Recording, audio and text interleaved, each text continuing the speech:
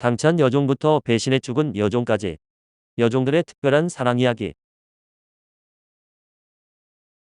조선시대의 여종이 양반을 사랑한다는 것은 일방통행적인 사랑이라 항상 비극적인 결말이 기다리는데, 오늘은 이런 여종들의 특별한 사랑 이야기 3편을 전합니다. 양반들의 사랑은 참으로 대단해. 신분의 차이가 나는 여종과 사랑에 빠졌을 때는 세상을 다 줄 것 같다가도 상황이 변하면 안면을 싹 바꾸는 사랑인데, 우선 그런 사랑 이야기를 전합니다. 참으로 대단한 비익조유 연리지인 여종의 사랑. 조선 개국 공신 중에 조반이란 사람이 있는데, 고려 말에 권세를 부리던 영흥방의 종 이광이 조반의 땅을 빼앗자 조반은 이광을 죽여버렸고, 이 일로 영흥방에게 잡혀가 고문을 당했습니다. 우왕과 최영은 이 일을 계기로 영흥방, 임견미 등 당대의 권신들을 제거했는데, 조반은 외국어에 능통해 사신으로 명나라를 오가며 여러 궁을 세우고 조선의 개국 공신이 되었습니다. 외국어를 잘한 이유는 그가 12살 때부터 원나라에서 살았기 때문으로, 그의 누이 동생이 원나라에 잘 나가는 상인에게 시집을 가서 조반도 누이 동생의 집에 종종 가게 되었고, 그 집의 여종과 서로 사랑하게 되었습니다. 여종이지만 글도 알고 있는 데다 미모가 뛰어나 조반은 그녀를 청으로 삼고 곁을 떠나지 않았는데, 두 사람의 정은 비익조 연리지보다 더하다고 합니다. 비익조란 날개가 하나밖에 없는 새로, 암수 2마리가 함께 날갯짓을 해야만 날 수 있는 새이며, 연리지는 뿌리가 다른 나무가 자라나 서로 가지가 이어지는 것을 가리킵니다. 연리지라는 말은 후한서 채옹전에 나오는 것으로, 채옹이 극진한 효성으로 어머니를 모시고 돌아가신 뒤에는 심효살이를 했는데, 묘 옆에서 자라난 나무 둘이 한 나무처럼 가지가 이어졌다는 데서 나온 것입니다. 원래는 극진한 효성을 가리키는 말이지만, 나중에 백낙천이 지은 장안가에서 하늘에서는 비익조가 되기를 기원하고 땅에서는 연리지가 되기를 바라네라고 노래해 연인간의 깊은 사랑을 말하는 것으로 변했습니다. 이렇게 죽고 못 사는 두 사람이었지만 운명이 이들을 고이 내버려두지 않았는데, 원말명초의 시기로 어느 날 두 사람이 깊은 사랑에 빠져 있을 때 방밖은 소란스러웠지만 둘 다 개의치 않았습니다. 아침에 일어나 보니 집안이 텅 비어 있어 옆집에 가서 물어보니 형제는 이미 난리를 피해 상도로 들어갔고, 대상과 그 부인도 억가를 배종해 함께 갔으며 난리가 임박해 모두 달아나는 중이라고 했습니다. 상도는 몽골 지역에 있는 원나라의 여름 수도인데, 때는 1368년으로 조반의 나이는 28이었고 이해에 원나라의 수도대도 즉 국경은 주원장에게 함락되었던 것으로 우물쭈물할 때가 아니었습니다. 이때 어가를 쫓아가다 나고한 어린 하인이 돌아와 어가가 급히 가서 도저히 따라갈 수가 없었다고 하자, 조반은 국리 끝에 상도는 멀어서 못 가지만 고려는 가까우니 고려로 가야겠다고 생각했습니다. 하인과 함께 집을 뒤져 쌀 한 자루를 챙기고 말 2마리를 챙겨 피난길에 올랐는데, 조반과 여자가 한 말을 타고 하인이 다른 말을 타서 달아나던 중에 하인이 여자를 가리키며 조반에게 말했습니다. 병난 중에 이런 요물과 함께 있다가 도적을 만나면 살아날 길이 없으니 내버려야 합니다. 어서 정을 끊고 내치십시오. 공이시여, 저를 버리시면 안 됩니다. 생사를 같이 한다고 하셨잖습니까? 여자는 깜짝 놀라 울며불며 외쳤고, 조반은 여자가 꽉 붙잡은 손을 차마 풀지 못하고 눈물만 줄줄 흘렸지만, 조반은 결국 여자까지 먹여가며 달아날 수 없다고 생각해 여자를 말에서 내려놓았습니다. 그러나 여자는 포기하지 않고 울면서 조반의 뒤를 따랐고, 해가 저물어 숙소에 들면 여자도 걸어서 쫓아와 한밤중에 숙소 앞에서 울었는데, 이렇게 3주를 쫓아오니 여자는 도저히 더 걸을 수가 없는 지경이 되었습니다. 이때 시냇가에 높은 누각이 하나 서 있자 여자는 그 누각으로 가서 오르기 시작했는데, 조반은 길이 얼마나 남았는지 보려고 하는 것인가 생각했지만 누각에 오른 여자는 시내로 몸을 던져 빠져 죽고 말았습니다. 더 이상 따라갈 수 없는 데다 조반이 끝까지 돌아봐주지 않으니 남은 길은 죽음밖에 없었던 것인데, 조반은 비참하게 쫓아오는 그녀를 보살펴주지도 않았고 물에 뛰어들었을 때 구해주지도 않았습니다. 참 대단한 비익조유 연리지였던 것인데, 조반은 더 따라갈 수 없으니 병사들에게 잡혀 몸을 더럽히느니 절개를 지켜 죽은 것으로 이해하고 늙어 죽을 때까지 그렇게 그녀를 기억했다고 합니다. 청구여담에 전해지는 남편을 고른 여종. 반면에 현명하게 남편을 잘 고른 여종 이야기도 있는데, 옛날 한 재상집에 15난 여종이 있었고, 대부인을 지극성심으로 모셔 재상의 날마다 상금을 주고 귀여워했고 점점 더 미색이 출중해졌습니다. 여종의 미모가 소문이 나자 장안의 부호자제가 모두 천금을 싸들고 와서 얼굴을 한번 보기를 청했으나, 여종은 모두 물리치고 천하의 뜻을 둔 남자가 아니면 홀로 늙어가겠다고 결심했습니다. 여종이 하루는 대부인의 심부름을 다녀오다 거지 하나를 보았는데, 얼굴에 때가 꾀죄죄하고 머리는 산발한 그를 집으로 데려와 물을 데워 온몸을 씻어주고 저녁밥을 먹여준 뒤에 같이 밤을 보냈습니다. 다음 날 아침 거린의 상투를 올리고 의복을 갖춰 입히니 자태가 늠름하고 용모가 훤출해 누구도 전날의 거지라 생각할 수 없게 되었는데 여종은 미리 답할 말을 알려준 뒤에 재상에게 배필을 찾았다고 말했습니다. 여종이 늘 자기 배필은 자기가 찾겠다고 하였는데 갑자기 너를 데려왔구나. 필시 보통 사람은 아닐 것이니 장차 무엇을 할 것인지 말해보아라. 약간의 미천으로 장사를 해서 귀천을 바꾸고 이익을 취할 것입니다. 재상이 당찬 대답에 만족해하며 두 사람의 혼인을 축하해 주었는데 여종이 대부인을 만나 은자 10마를 빌려달라고 청하자 대부인이 승낙해 거리는 그 은자를 미천으로 장사에 나섰습니다. 거리는 옷을 파는 의전에 가서 한번 입어봤던 재고 옷을 싸게 구입하고 예전 거지 동료들을 불러 새 옷을 입히고 장사에 내보냈고 동료들이 또 거지들을 데려오면 그들에게도 의복을 지급하고 팔도록 장사에 내보냈습니다. 거리는 약간 남은 의복을 챙겨 자신도 장사에 나섰는데 추석이 되어 한적한 곳을 지나는 중 다리 밑에서 빨래하는 소리가 나서 내려가 보니 단벌밖에 없는 노부부가 알몸으로 빨래를 하는 중이었습니다.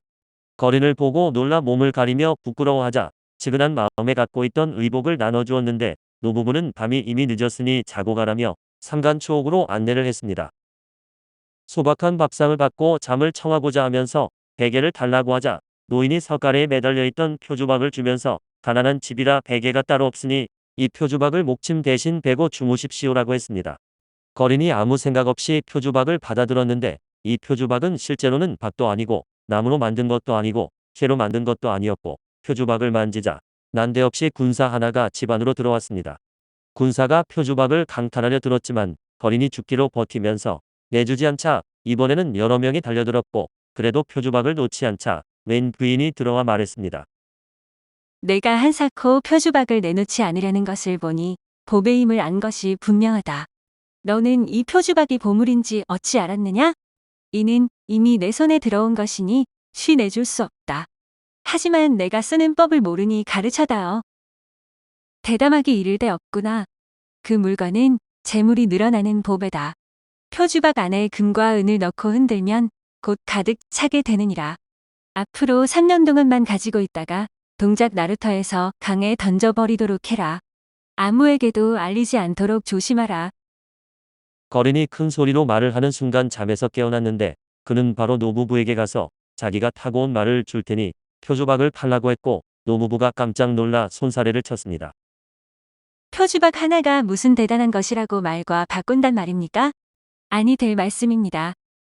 그러나 거린은 입고 있던 옷도 벗어 노부부에게 주고 노인이 빨래했던 헌옷을 입고 표주박만 챙겨 그 집을 나왔는데 돈도 한 푼도 없어 집으로 돌아오는 길에는 다시 거지 행세를 해야 했습니다. 간신히 집에 도착해 한밤중에 몰래 들어갔는데 여종은 남편이 다시 거지 행색으로 돌아온 것을 보고 장사를 망치고 돌아온 줄 알고 깜짝 놀랐습니다. 내가 사람을 잘못 봤단 말인가. 여보, 우리 야반도주를 해야 하겠구려. 내가 장사를 망쳤으면 대부인께 고하고 죄를 청하면 청했지. 어찌 몰래 도망치겠어? 이들은 몰랐지만 이때 이미 재상에게는 여종의 남편이 거지 행색으로 돌아왔다는 말이 전해진 상태였는데 거리는 아내의 폐물을 뒤져 운조각을 찾아낸 뒤에 빈방에 홀로 들어가 표주박에 넣고는 흔들었습니다. 거린이 표주박이 금방 묵직해지면 바닥에 은을 쏟아붓기를 몇 차례 하자 방 안에 은이 가득해졌는데 여종은 남편이 나오지 않자 방으로 찾아왔다. 산더미 같은 은자를 보고 깜짝 놀랐습니다. 이게 대체 어디서 난 은자요? 다수가 있는 것이니 굳이 알려하지 마시오. 다음날 날이 밝아 거린과 여종은 재상에게 나가 빌린 돈의 고배 이자를 더해 바치고 대부인에게도 따로 10마리의 은자를 바쳤으며 집안의 모든 사람들에게 골고루 은자를 나눠주었습니다. 재상은 거지 행색으로 돌아왔다고 고저질한 하인을 벌주려 했으나 거린은 충직해서 한 일이니 벌주지 말라고 감싸주었고 여종은 속량해 종의 신분을 벗어나고 거린은 갑부가 되어 두 사람은 100년 해로를 했다고 합니다. 거린은 그인의 약속대로 3년 후에 동작 나루터에서 미련 없이 표주박을 강물에 던져버렸다는데 과연 여종의 안목이 그릇된 것이 없었던 것으로 이 신기한 이야기는 청구야담에 전해옵니다. 51년에 걸쳐 정실 부인이 된 작은 조이. 마지막 세 번째 이야기는 세조 때 이야기로 사육신의 난으로 세조가 왕위를 차지하자 뜻있는 선비들은 세조를 암살하려고 마음먹었지만 사전에 계획이 세워나가 수많은 선비들이 목숨을 잃게 되었습니다. 가족들은 노비가 되어 세조의 공신들에게 하사되었는데 작은 조이의 아버지는 무관으로 도총진무 벼슬에 있던 이유기로 그는 고려말 대학자인 이색의 증손자인데 그는 사지를 찢어 죽이는 거열형을 받았습니다. 목이 잘려 3일 동안 저자거리에 전시되었고 작은 조이의 어머니와 새언니는 모두 정창손의 집에 보내졌지만 꼬마였던 작은 조이만 형조참의 황효원에게 따로 떨어졌습니다. 그렇게 된 것은 친할아버지와 외할아버지의 힘으로 집안이 풍비박산이 났지만 이때 75세로 연좌에서 벗어나 무사했던 친할아버지 이맹진은 태종 때부터 여러 관직을 거쳐 당시 정일품 판중 추원사에 있었습니다. 마침 외할아버지의 첩이 정난 3등 공신인 황효원의 친척이라 따로 부탁을 했던 것인데 처자식이 모두 노비가 되어야 했지만 15세 이하의 어린이는 지방에 보내져 15세가 되면 노비로 보내지는 것이 법이었습니다. 그래서 어린 작은 조이를 따로 부탁할 수 있었는데 황효원의 외가는 경상도 상주에 있어 작은 조이는 그곳에서 걷고 황효원의 외가에서는 작은 조이를 집 밖에 내보내지 않을 정도로 애지중지하며 키웠습니다. 황효원은 첫 번째 부인에게서 아들을 얻지 못했기 때문에 고민이 컸는데 양반집 소생으로 첩으로 들인 임씨한테서는 아들을 둘이나 낳자 두 아들을 서자로 만들고 쉽지 않아 신씨와 이혼하고 임씨를 정실로 올렸습니다. 그렇게 두 아들을 적자로 만든 뒤 임씨를 내쫓고 신씨를 다시 정실로 앉혀둔데 신씨가 세상을 떠나자 황효원의 어머니는 이때다 싶어 작은 조이를 아내로 맞으라고 황효원에게 채근을 했습니다. 몸이 좋지 않았던 황효원의 어머니는 세상을 떠나기 전에 작은 조이를 결혼시켜야 한다고 생각했는데 작은 조이의 외가는 세조의 아내인 정희왕후와 친척이라 이 결혼이 후일 문제가 되지는 않을 것이라 여겼습니다. 두 사람의 혼례를 치른 후 황효원의 어머니는 세상을 떠났고 황효원과 작은 조이는 금슬이 좋아 이남 일녀를 낳았는데 성종이 즉위했을 때 황효원은 즉위에 공이 있다고 공신이 되었습니다.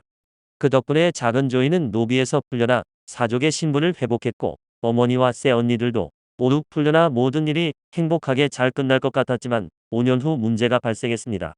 두 번째 부인이었던 임씨가 낳은 아들이 과거에 급제해 성균관 유생이 되려고 할 때 이의가 제기되었던 것으로 임씨는 본처가 있을 때 들어와 첩이었으니 소생도 서자라 성균관에 들어올 수 없다고 한 것입니다. 허물없는 정씨를 내치고 첩을 정실로 만든 황효원은 강상을 어지럽힌 죄를 받아야 한다는 상소가 올라왔고 여기에 그치지 않아 역신의 딸을 종으로 받아 정실로 삼은 것도 문제라고 했습니다. 게다가 결혼문서를 위조했다는 혐의까지 나왔는데 황효원은 결혼문서를 만들면서 노비였던 사실을 숨기려고 그녀가 처음 하사되었던 해에 혼인한 것으로 만들어 놓았었습니다. 명백한 위조였지만 공신인 황효원을 이런 일로 볼주고 싶지 않았던 성종은 상소를 모두 무시하고 작은 조이를 정실로 인정한다고 발표해버렸지만 신하들은 역신의 딸을 어떻게 정실로 인정할 수 있냐고 물고 늘어졌습니다. 이미 임씨 아들의 문제는 사라져 이렇게 돌아가자 성종도 결국 첩으로 하라고 명을 바꾸고 말았지만 황효원이 반발해 혼인 관계를 상세히 올리고 정실로 인정해 달라고 청원을 하자 성종은 다시 황효원의 손을 들어줬습니다. 이 논쟁으로부터 8년이 지나 작은 조이의 자식들이 혼인을 하려고 할 때 또 문제가 되었는데 양반 집에서 서자라고 혼인을 거절한 것으로 황효원이 성종에게 혼인을 허락해달라고 청원을 올려 논쟁이 다시 점화되었습니다.